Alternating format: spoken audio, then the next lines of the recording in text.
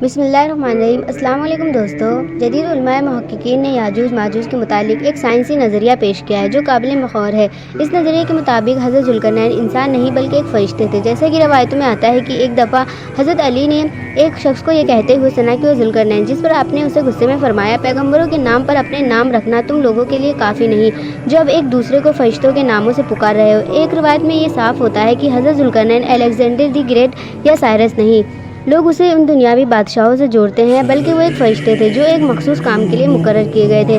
سورہ کہف کی آیتوں میں لکھا ہے کہ بے شک ہم نے ایسے یعنی ذوالقرنین کو زمین پر حکمرانی دی تھی اور ہم نے اسے ہر چیز سمجھنے کے لیے ایک راستہ دیا تھا تو وہ ایک راستے پر روانہ ہوا۔ ان آیت میں لفظ سببہ کو محققین نے آسمان پر جانے کا راستہ قرار دیا ہے، جس راستے پر چل کر ذوالقرنین آسمانوں پر گئے تھے۔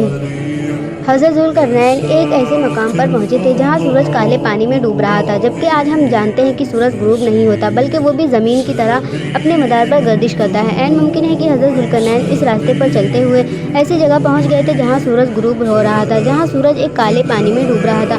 محققین نے اس کالے پانی کو بلیک ہول قرار دیا ہے، چونکہ وہ 1400 سال قبل لوگ بلیک ہول سے ناواقف تھے، اس لیے اس کے لیے کالے پانی کا لفظ استعمال ہوا ہے۔